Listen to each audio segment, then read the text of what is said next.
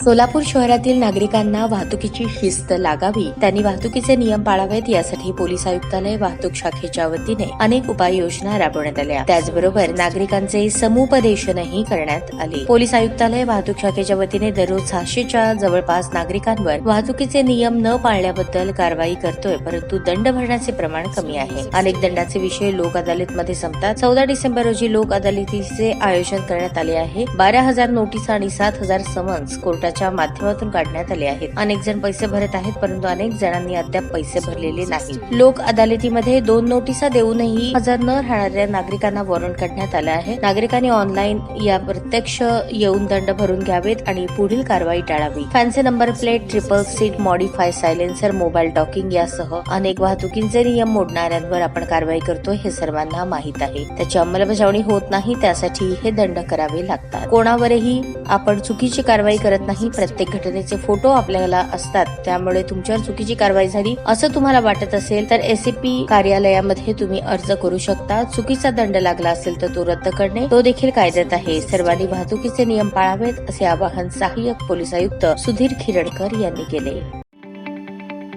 ताज्या बातम्या पाहण्यासाठी प्राईम महाराष्ट्र न्यूज चॅनलला सबस्क्राईब करा।